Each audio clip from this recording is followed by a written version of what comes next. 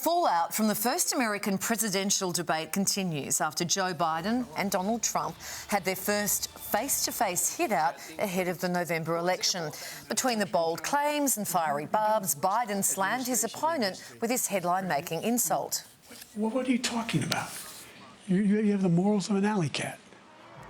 Meanwhile, Taylor Swift's Eras tour continues making headlines everywhere it stops, with the royals dancing in the stands and boyfriend Travis Kelce trying it out on stage. So what's really going on behind the songs and the smiles? So much to get through.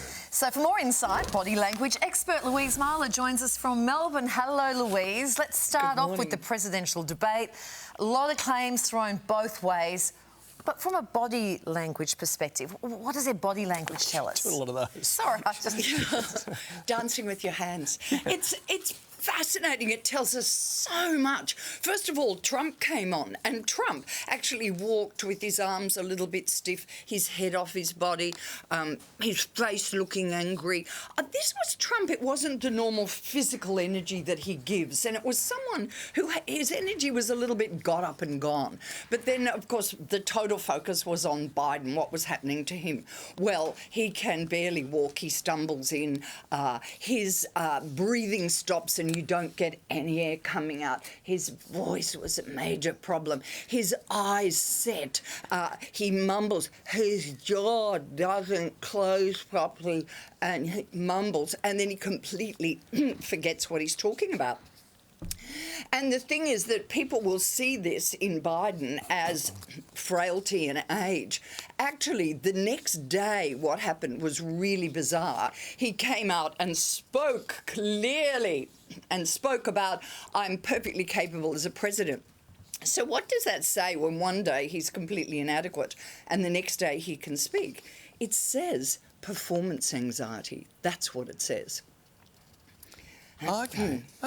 Now, Trump seemed to give zero, he gave zero lots of things towards Biden, but he gave zero eye contact towards Biden. Why did he do that? He was incredibly dismissive the whole time, kind of ignored him almost, right? Trump does no eye contact when he does disrespect. So when he met Turnbull, when he went to shake his hand, Turnbull was on this side, he actually looked that direction. He knows exactly what to do for disrespect. Excuse me. And his mouth up like that is contempt.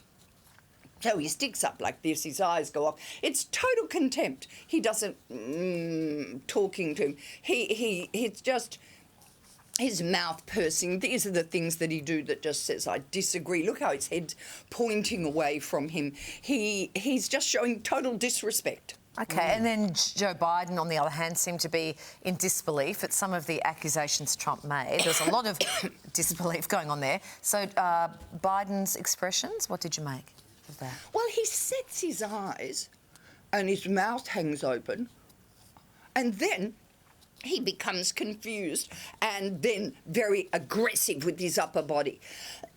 His upper body comes forward and he becomes very aggressive as he speaks. How dare you? And this is ugly, quite frankly. It's ugly. It's not a good look. Yeah, it was the stares off into the distance with the mouth open, I think. There were a couple of things you'd pick up on. You just look at him there going... OK, now moving on. Let's move on. Travis, are you OK? You need a sip of water? I did. Yeah, you do that. Travis Kelce made an appearance on stage during Taylor Swift's London concert last week.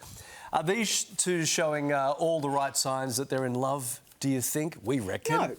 No, they're not. No. I'll take that they're back. showing all the signs that they're having fun. They're having fun.